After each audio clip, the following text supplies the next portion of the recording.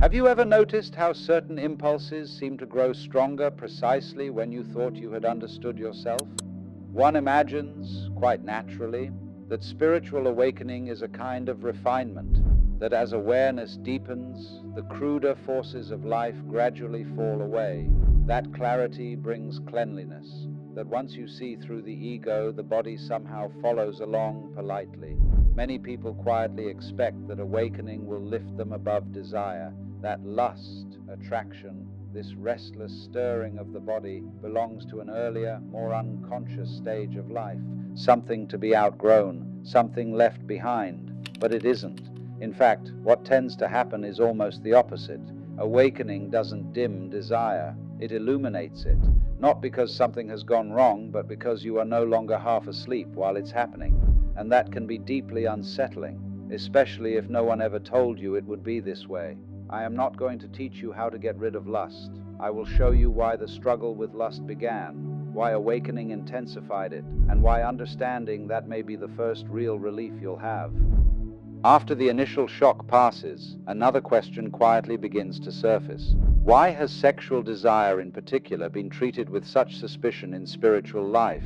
Across cultures and centuries, the message appears again and again, sometimes openly, sometimes subtly implied, that if one wishes to live wisely, deeply, or spiritually, one must somehow step away from this aspect of human experience. Not necessarily from pleasure itself, but from this pleasure.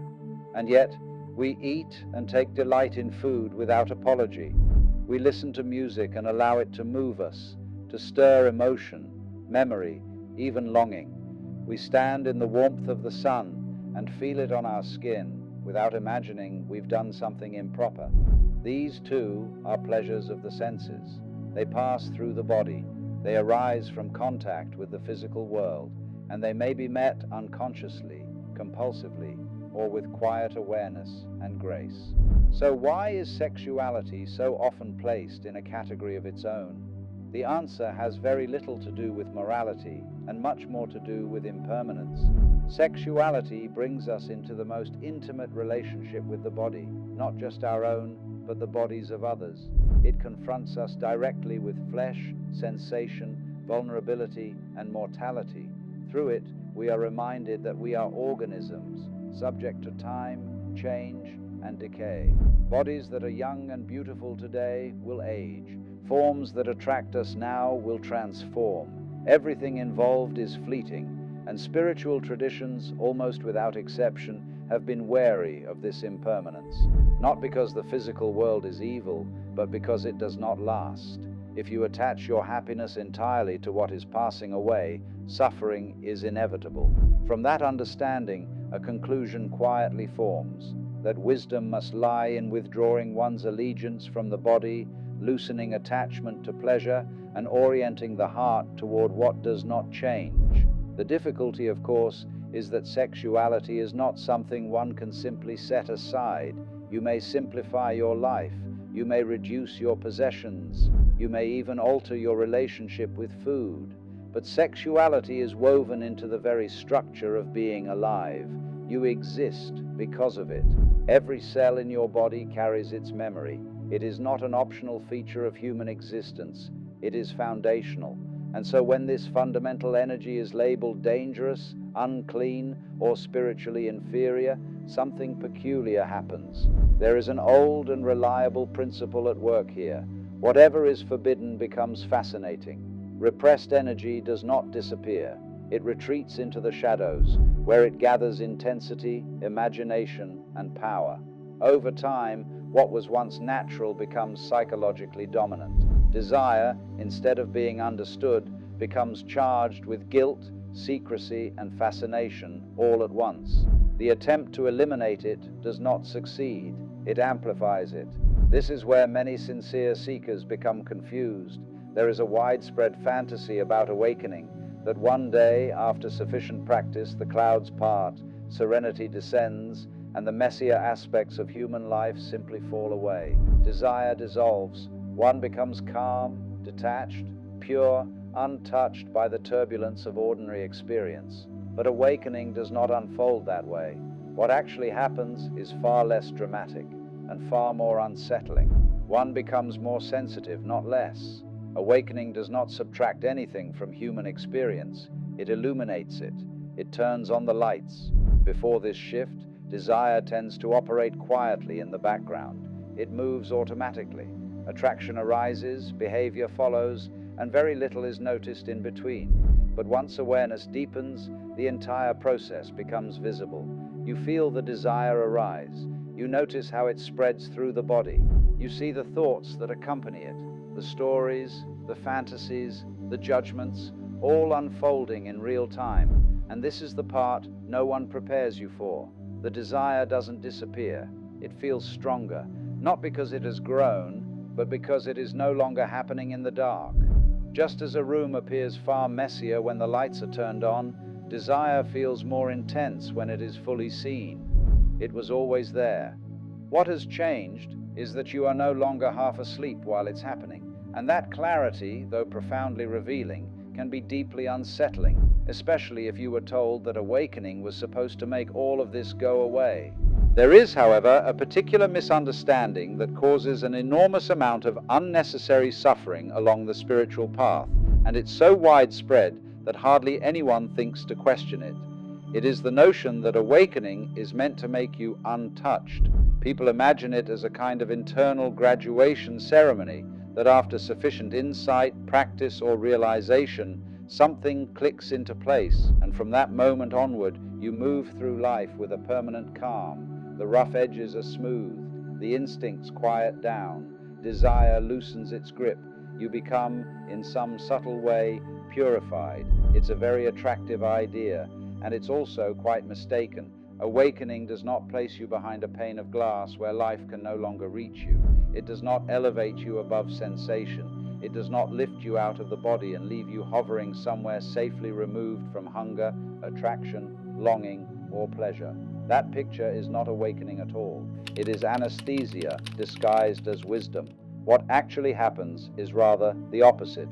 Awakening strips away the insulation. Before this shift, much of life is lived at a distance.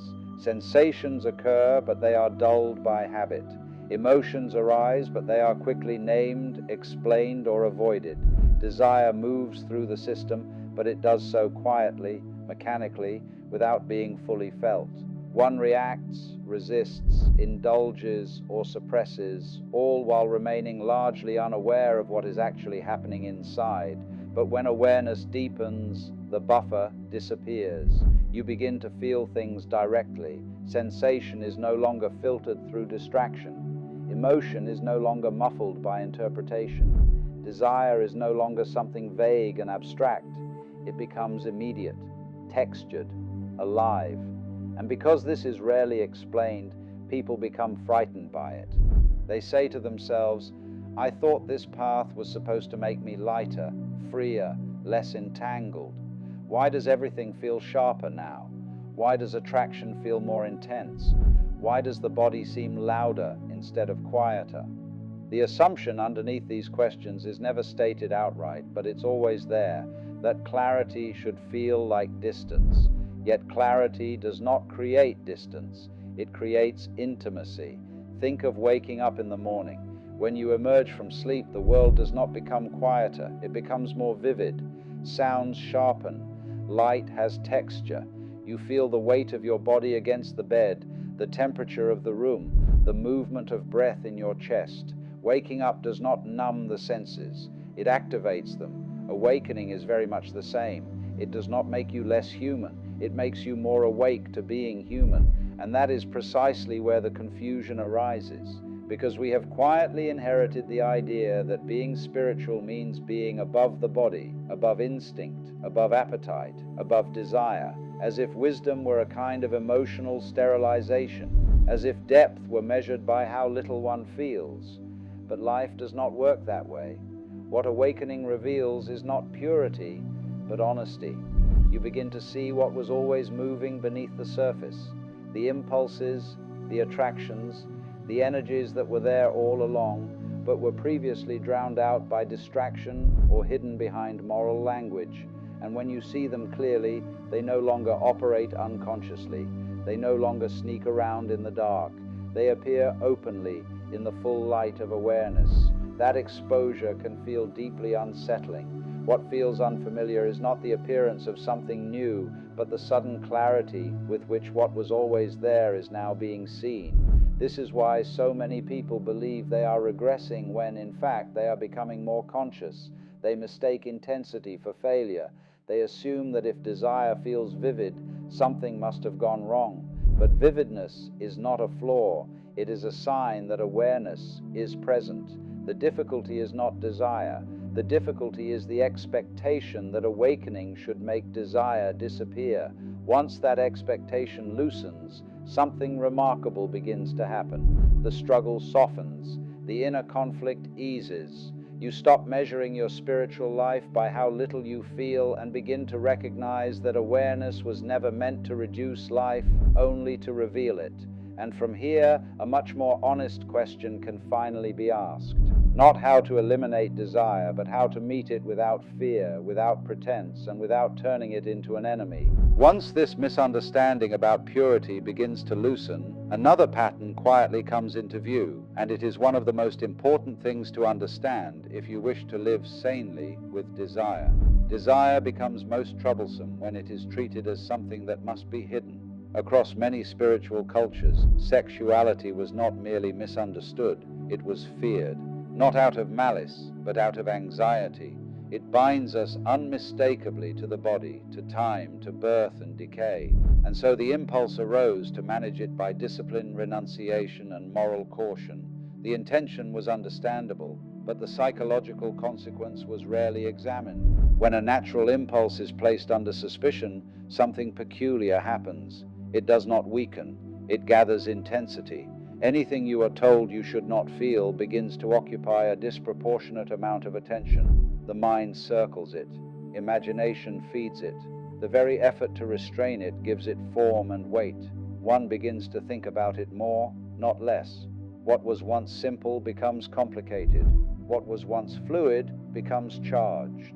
This is not a spiritual failure. It is a basic feature of the human psyche. Consider a child who is told not to look behind a particular door. That door immediately becomes fascinating. The prohibition does not erase curiosity, it sharpens it. In much the same way, when desire is declared unworthy, impure, or spiritually inferior, it does not disappear. It withdraws from conscious acceptance and continues its life elsewhere. This is what depth psychology has long referred to as the shadow. The shadow is not evil. It is simply whatever has been denied a place in awareness. Whatever you refuse to acknowledge does not vanish. It continues to operate, but now without your participation, without your clarity, and often without your consent. And so a division is created. On one side, there is the image of the spiritual person, calm, composed, reflective, speaking softly about transcendence. On the other side, there is the living organism, full of sensation, attraction, impulse, and appetite. The tragedy lies in believing that these two are meant to oppose one another. The more one tries to identify exclusively with the spiritual image, the more the denied impulses press for expression. They do not do so politely. They emerge as obsession, fantasy, guilt, compulsion. The struggle intensifies precisely because it is being resisted. This is why people who pride themselves on being above desire often find themselves secretly preoccupied by it. What is fought gains strength. What is judged demands attention. The effort to suppress becomes the very source of fixation, and this creates a painful confusion. One feels pulled in two directions at once. There is a genuine longing for clarity, presence, and understanding, and alongside it, a force that seems to contradict everything one values. The instinctive conclusion is that something has gone wrong, that one must try harder, become stricter, tighten control. But tightening control is what deepens the knot. Desire that is allowed into awareness loses its compulsive character. Desire that is banished becomes distorted. When it is wrapped in secrecy and moral tension, it grows dramatic, exaggerated, and difficult to handle. When it is met honestly, without pretense, it begins to change its quality. This is the point most people never reach. because they are too busy trying to correct themselves to notice what is actually happening. They are fighting an enemy that was never hostile to begin with. They are wrestling with a force that simply wants to be seen. And until that is understood, the struggle continues. What the awakened person begins to discover, often with great surprise, is that the intensity they experience is not a sign of excess, but a sign of pressure. Pressure created by denial, silence, and the belief that certain parts of life must be excluded from awareness in order to be whole. Once this becomes clear, the question quietly shifts. It is no longer how to defeat desire, but how to meet it without turning away, how to allow it to be present without letting it rule, how to see it clearly enough that it no longer needs to shout. And it is only from that clarity that a different relationship becomes possible. If one stays with this for a moment without rushing to correct it or explain it away, something rather interesting begins to reveal itself. Desire, you see, is not a mistake in the machinery. It is not some unfortunate residue left over from our more primitive days. It is the very motion of life itself, the same impulse that bends a plant toward the light, that carries the tide in and out, that keeps the universe from standing still for even an instant.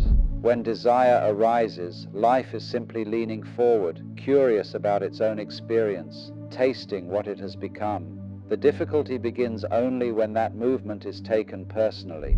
Most people have been quietly trained to treat desire as a comment on their character, as though the appearance of a certain feeling were a verdict on who they are and what they should be. The moment this happens, desire ceases to be a simple sensation and becomes a psychological burden. It turns into something one has, something one must justify, suppress, confess, or overcome.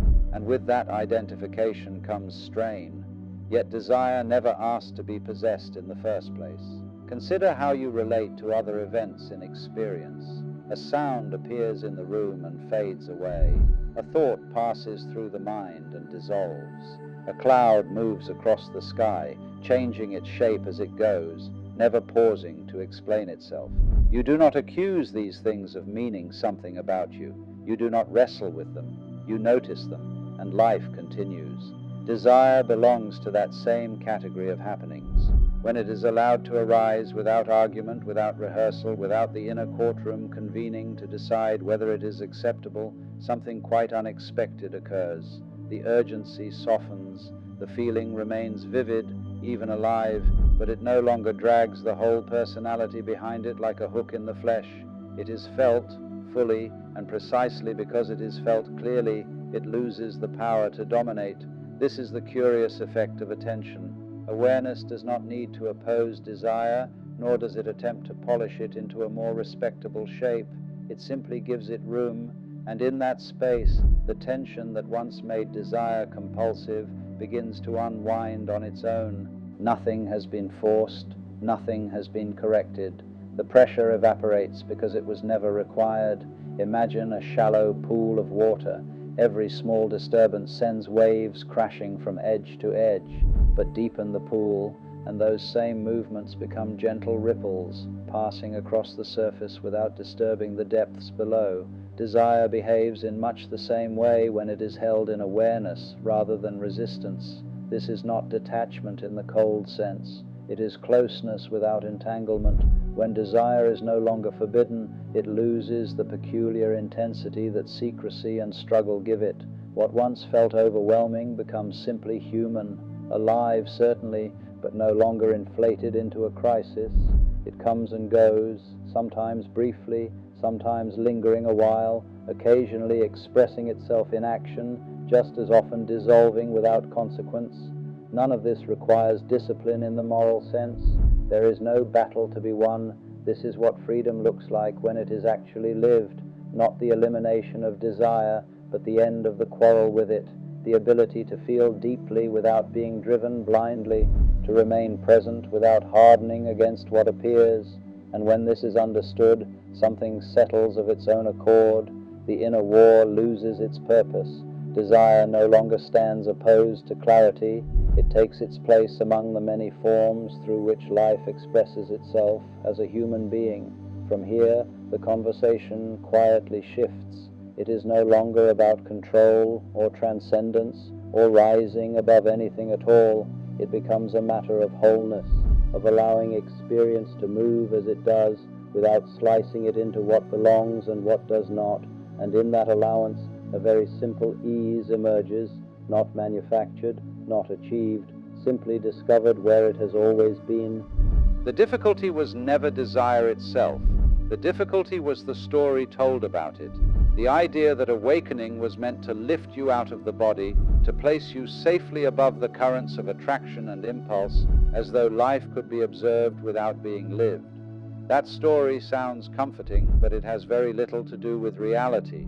Awakening does not remove you from the human condition. It places you fully inside it, with eyes open.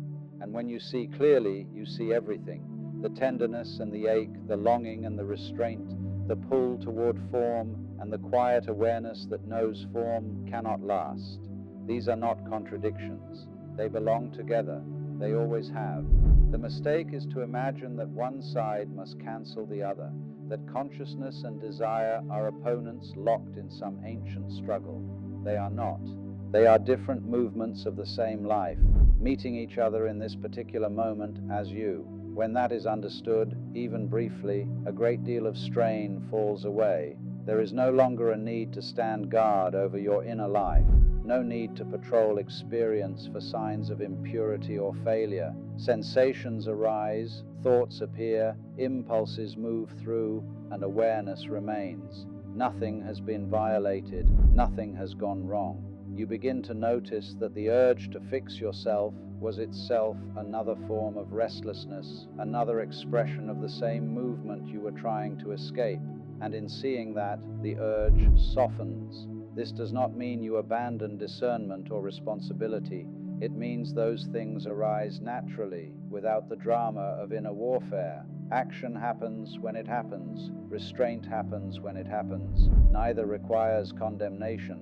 Neither requires praise. There is simply life expressing itself through a human nervous system, feeling its way forward. The person who believes they must be free of desire to be awake is still caught in an ideal, a very refined ideal perhaps, but an ideal nonetheless.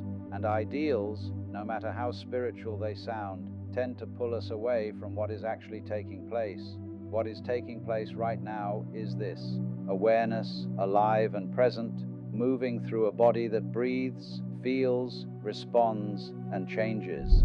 Nothing extra needs to be added. Nothing essential is missing. When this is seen, even desire takes on a different character. It is no longer a verdict on your spiritual standing. It is simply another way the universe experiences its own energy, briefly shaped into human form. And that recognition brings a curious relief. Not the relief of escape, but the relief of honesty, the relief of no longer having to pretend that wholeness requires subtraction. Awakening was never about becoming something other than what you are. It was about realizing what you are includes everything you have been trying to leave behind. So if desire still moves through you, let it. Feel it clearly. Watch it change. Notice how it arises and passes like everything else. You do not need to push it away, and you do not need to follow it blindly. Awareness is already doing the work. There is nothing here to overcome, only something to understand. And when that understanding settles, not as a conclusion but as a recognition, the struggle loosens its grip.